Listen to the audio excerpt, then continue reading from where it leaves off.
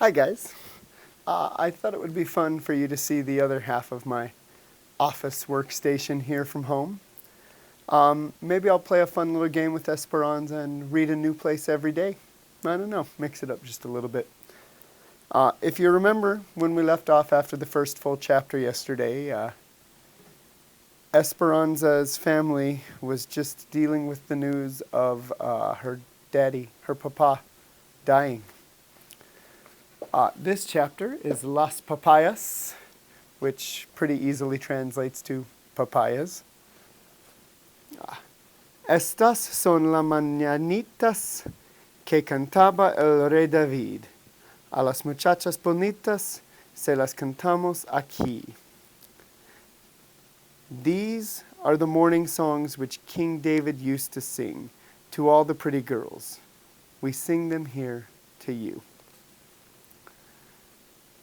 Esperanza heard Papa and the others singing. They were outside her window, and their voices were clear and melodic. But before she was aware, she smiled because her first thought was that today was her birthday. I should get up and wave kisses to Papa.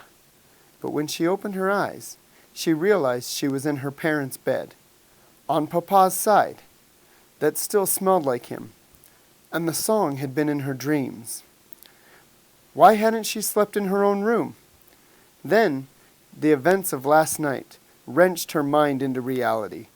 Her smile faded, her chest tightened, and a heavy blanket of anguish smothered her smallest joy.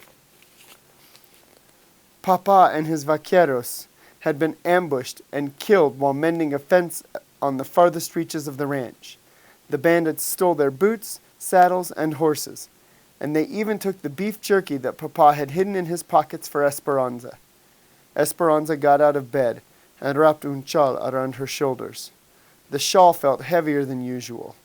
Was it the yarn, or was it her heart weighing her down? She went downstairs and stood in la sala, the large entry hall.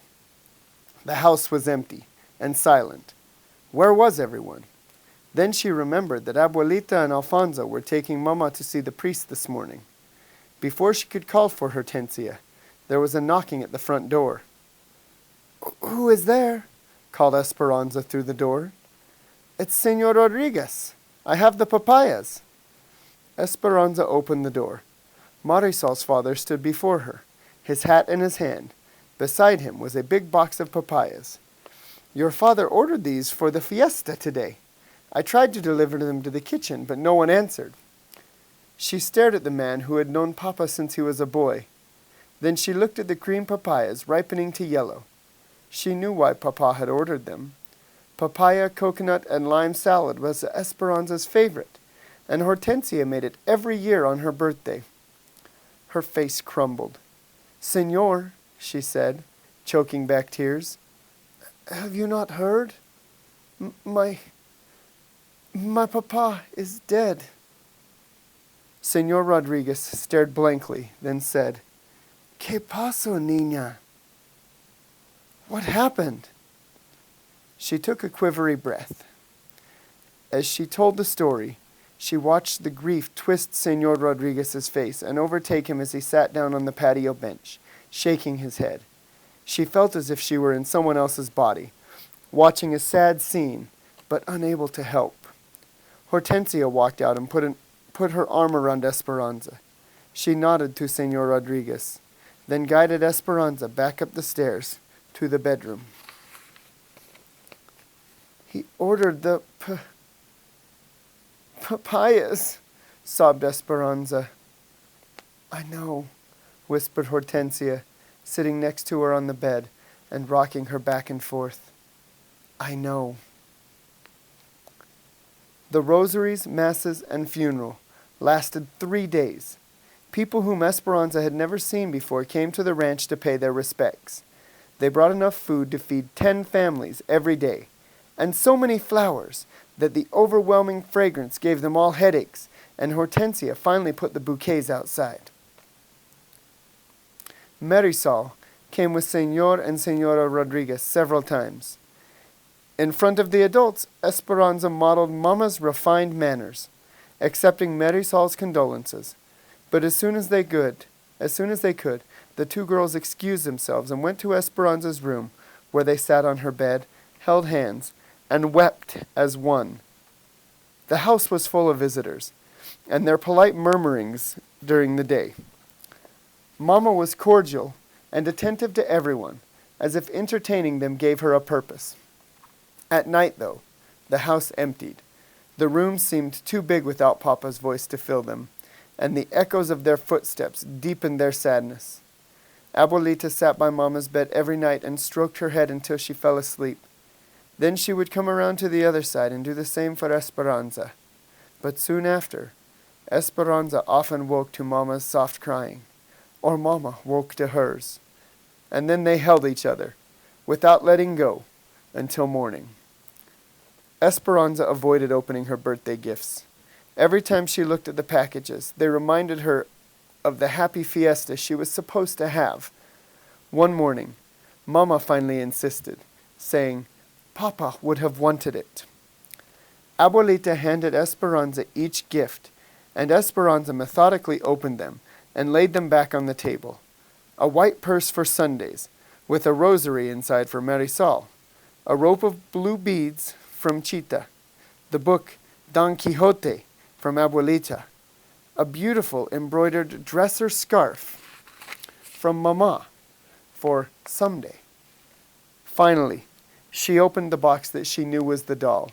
She couldn't help thinking that it was the last thing Papa would ever give her. Hands trembling, she lifted the lid and looked inside the box. The doll wore a fine white batiste dress and white lace mantilla over her black hair. Her porcelain face looked wistfully at Esperanza with enormous eyes. "Oh, she looks like an angel," said Abuelita, taking her handkerchief from her sleeve and blotting her eyes. Mama said nothing, but reached out and touched the doll's face. Esperanza couldn't talk. Her heart felt so big and hurt so much that it crowded out her voice. She hugged the doll to her chest and walked out of the room, leaving all the other gifts behind. Tio Luis and Tio Marco came every day and went into Papa's study to take care of the family business. At first, they stayed only a few hours, but soon they became like La Calabaza, the squash plant in Alfonso's garden, whose giant leaves spread out, encroaching upon anything smaller. The uncles eventually stayed each day until dark, taking all their meals at the ranch as well. Esperanza could tell that Mama was uneasy with their constant presence. Finally, the lawyer came to settle the estate. Mama, Esperanza, and Abuelita sat properly in their black dresses as the uncles walked into the study. A little too loudly, Tio Luis said, "Ramona, grieving does not suit you. I hope you will not wear black all year." Mama did not answer, but maintained her composure. They nodded to Abuelita, but as usual, said nothing to Esperanza. The talk began about bank loans and investments. It all seemed so complicated to Esperanza, and her mind wandered. She had not been in this room since Papa died. She looked around at Papa's desk and books, Mama's basket of crocheting with the silver crochet hooks that Papa had bought her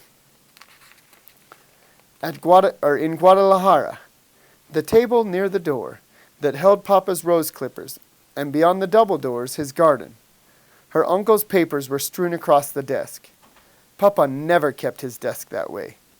Tio Luis sat in Papa's chair as if it were his own, and then Esperanza noticed the belt buckle. Papa's belt buckle on Tio Luis's belt. It was wrong. Everything was wrong. Tio Luis should not be sitting in Papa's chair. He should not be wearing Papa's belt buckle with the brand of the ranch on it.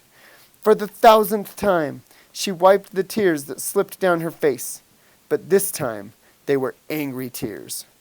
A look of indignation passed between Mama and Abuelita. Were they feeling the same? "Ramona," said the lawyer, "your husband, Sixto Ortega, left this house and all of its contents to you and your daughter. You will also receive the yearly income from the grapes. As you know, it is not customary to leave land to women and since Luis was a banker on the loan, Sixto left the land to him. Which makes things rather awkward, said Tio Luis.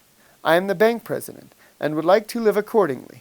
Now that I own this beautiful land, I would like to purchase the house from you for this amount. He handed Mama a piece of paper. Mama looked at it and said, This is our home. My husband meant for us to live here. And the house? It is worth 20 times this much. So no, I will not sell. Besides, where would we live? I predicted you would say no, Ramona, said Tio Luis, and I have a solution to your living arrangements. A proposal, actually. One of marriage. Who is he talking about? Thought Esperanza. Who would marry him? He cleared his throat. Of course, we would wait the appropriate amount of time out of respect for my brother. 1 year is customary, is it not? Even you can see that with your beauty and my reputation and my position at the bank, we could be a very powerful couple. Did you know that I, too, have been thinking about entering politics? I'm going to campaign for governor. And what woman would not want to be the governor's wife? Esperanza could not believe what she heard. Mama, marry Tio Luis? Marry a goat? She looked wide-eyed at him, then at Mama. Mama's face looked as if it were in a terrible pain. She stood up and spoke slowly and deliberately. I have no desire to marry you, Luis, now or ever. Frankly, your offer offends me. Tio Luis's face hardened like a rock, and the muscles twitched around his narrow neck. You will regret your decision, Ramona. You must keep in mind that this house and those grapes are on my property. I can make things very difficult for you. Very difficult.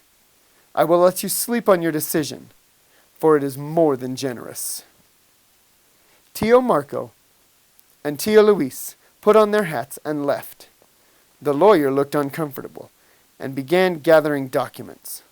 Vultures, said Abuelita. Can he do this? Asked Mama. Yes, said the lawyer. Technically, he is now your landlord. But he could build another house, bigger and more pretentious anywhere on the property, said Mama. It's not the house he wants, said Abuelita. It's your influence he wants. People in this territory loved Sixto and respect you. With you as his wife, Luis could win any election. Mama stiffened. She looked at the lawyer and said, Please officially relay this message to Luis. I will never, ever change my mind. I will do that, Ramona, said the lawyer. But be careful. He is a devious, dangerous man. The lawyer left. Mama collapsed into the chair and put her head in her hands and began to cry. Esperanza ran to her. Don't cry, Mama. Everything will be all right. But she didn't sound convincing, even to herself, because all she could think about was what Tio Luis had said, that Mama would regret her decision. That evening, Hortensia and Alfonso sat with Mama and Abuelita discussing the problem. Esperanza paced, and Miguel sat quietly looked on. Will the income from the grapes be enough to support the house and the servants? Said Mama. Maybe, said Alfonso. Then I will stay in my home, said Mama. Do you have any other money? Asked Alfonso. I have money in the bank, announced Abuelita. And then more quietly she added, Luis's bank. He would prevent you from taking it out, said Hortensia. If we need help, we can borrow money from our friends, from Senor Rodriguez, said Esperanza. Your uncles are very powerful and corrupt, said Alfonso. They can make things difficult for anyone who tries to help you. Remember, they are the banker and the mayor. The conversation continued to go into circles. Esperanza finally excused herself. She walked out to Papa's garden and sat on the stone bench. Many of the roses had dropped their petals. leaving the stem and the rosehip, the green grape-like fruit of the rose. Abuelita said the rosehip contained the memories of the roses, and that when you drank the tea from it, you took in all the beauty that the plant had known. These roses have known Papa, she thought. She would ask Hortensia to make rosehip tea tomorrow. Miguel found her in the garden and sat beside her. Since Papa died, he had been polite, but still had not talked to her. Anza, he said, using her childhood name. Which rose is yours? In recent years, his voice became a deep throttle. She hadn't realized how much she had missed hearing it. The sound brought tears to her eyes, but she quickly blinked them away. She pointed to the miniature pink blooms with delicate stems that climbed up the trellises. And where is mine? Asked Miguel, nudging her like he did when they were younger, and told each other everything. Esperanza smiled and pointed to the orange sunburst next to it. They had been young children the day Papa had planted one for each of them. What does it all mean, Miguel?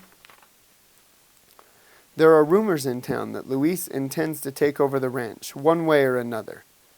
Now that it seems true, we will probably leave for the United States to work. Esperanza shook her head as if to say no. She could not imagine living without Hortensia, Alfonso, and Miguel. My father and I have lost faith in our country. We were born servants here, and no matter how hard we work, we will always be servants.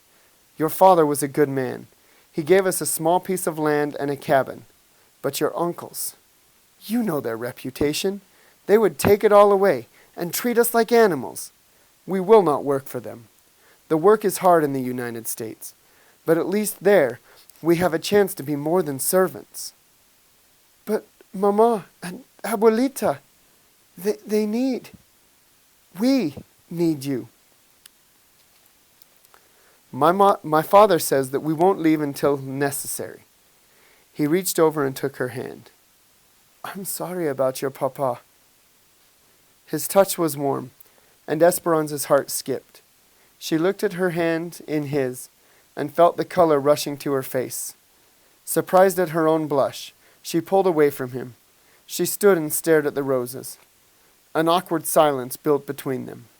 She glanced quickly at him. He was still there looking at her, with eyes full of hurt. Before Miguel left there, he said softly, You were right, Esperanza. In Mexico, we stand on different sides of the river. Esperanza went up to her room, thinking that nothing seemed right. She walked slowly around her bed, running her hand over the finely carved posts. She counted the dolls, lined up her dresser. 13, one for each birthday. When Papa was alive, everything was in order, like the dolls lined up in a row. She put on a long cotton nightgown with hand-sewn lace, picked up the new doll, and walked to the open window. Looking out over the valley, she wondered where they would go. If they had to live somewhere else. They had no other family, except Abuelita's sisters, and they were nuns in a convent. I won't ever leave here, she whispered. A sudden breeze carried a familiar pungent smell. She looked down into the courtyard and saw the wooden box, still sitting on the patio. It held the papayas from Señor Rodriguez, the ones that Papa had ordered, that should have been served on her birthday. Their overripe sweetness now pervaded the air with each breath of wind. She crawled into her bed, the linens edged with lace. Hugging the doll, she tried to sleep, but her thoughts kept turning to Tio Luis. She felt sick at the thought of Mama marrying him. Of course she told him no. She took a deep breath, still smelling the papayas and Papa's sweet intentions. Why does Papa have to die? Why did he leave me and Mama? She closed her eyes tight and did what she tried to do each night. She tried to find the dream, the one where Papa was singing her the birthday song. And that ends this chapter. What do you think? Is Mama going to hold to telling Tio Luis no? Is he just going to accept that answer? I don't know. We'll read the next chapter and find out.